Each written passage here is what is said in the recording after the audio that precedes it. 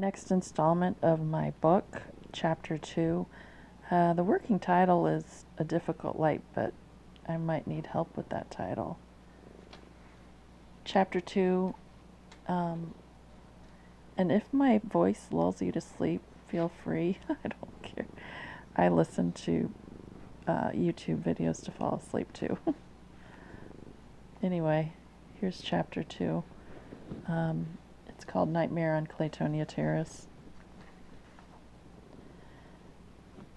We had been roommates in seminary. Her thing was counseling, mine theology. I kept my soul precious. The fabric of my soul was like Egyptian cotton with a thread count of 2 million.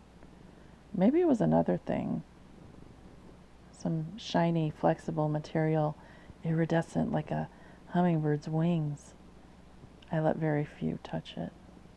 I didn't want it to wear out or wrinkle. God forbid someone should sit on it.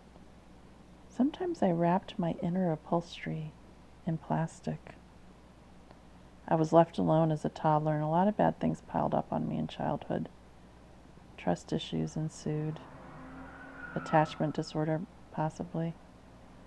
I sound so clinical, cold, not poetic. Sounds like I'm dissecting a frog. I'm making a frog of myself. I did let people in. It's just that it was rare. Will she stick around? I wondered. Maybe my soul fabric was Velcro, not a hummingbird's iridescences. Perhaps the material in my soul was glue. Everything had always felt so tenuous, and I'm continually challenged with a dogged and besetting distrust of any promise of stability, even to this day. I'm making my heart sound like a glue trap. My soul fabric, maybe silly string. Bubble wrap? Everything within me habitually popped and deflated. Still does.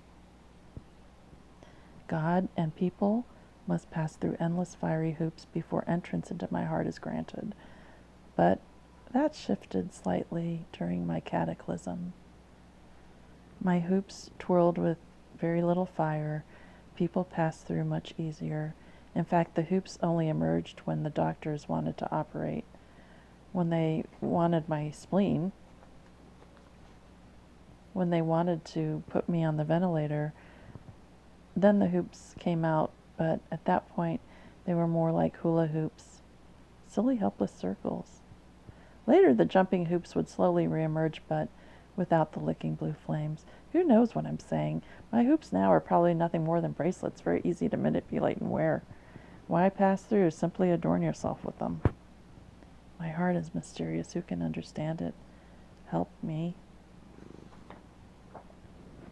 After graduating, we rented the house on Claytonia Terrace, the one with the porch that acted as a bar for amorous fireflies looking to meet other bugs. She worked as a social worker. I worked as a social worky type of person. She helped babies born addicted to crack. I helped people write resumes. She painted the walls. I stared at fireflies from the porch.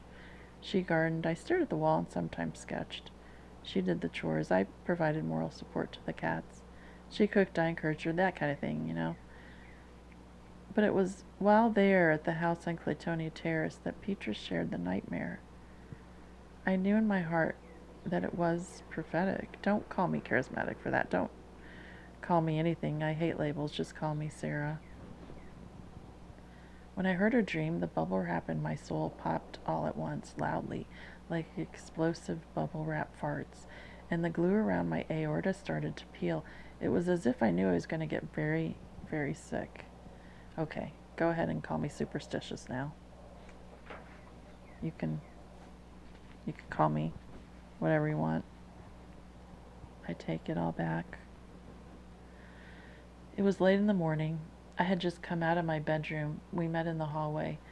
There were tip-offs. This was one of them, as was my painting and Miss Lucy's prayer.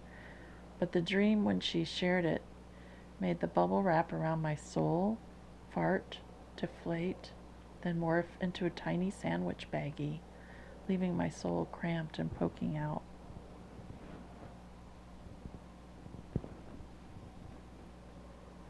I had the most awful nightmare about you, she said with a frown. Oh, really? About me?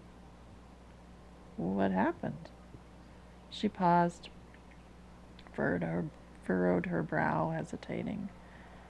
Well, what did you dream? I said, calming my bed-worn cowlicks down with my hand. You were on the ground and all this stuff was coming out of your mouth. She shook her head when she said that. That's scary. Stuff? What kind of stuff? Stuff? Yeah, and it was like I just couldn't get you up. I couldn't move you. I think you were on your stomach and I rolled you over and you had all this stuff coming out of you. Ugh, it was gross. I don't think I can talk about it. She scrunched her face like she had just sucked a lemon wedge. Oh my gosh. What kind of stuff, though? I mean, I had stuff coming out of it. What was it? What did it look like, the stuff?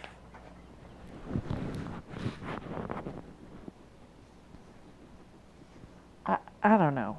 It was awful. Well, I mean, was it white? Was it white stuff? Was I drooling? Was it drool? No, it was like sick, like bodily fluids or something. Really? Wow, that is disturbing. Bodily fluids? I was mortified. Bodily fluids terrified me. I had been for a while secretly harboring the goal of having a hospital freeze and store my own blood in the event I should ever need blood, say after a tragic car accident. Better have my own blood on hand rather than suffer a transfusion from some weird infected alien blood, I had reasoned. I was always trying to make a safety plan for my likely disasters. Avoiding other people's bodily fluids ranked as a number one top priority. Bodily fluids, a euphemism for pathogens. But Pete's dream had me leaking my own bodily fluids. This truly was a nightmare.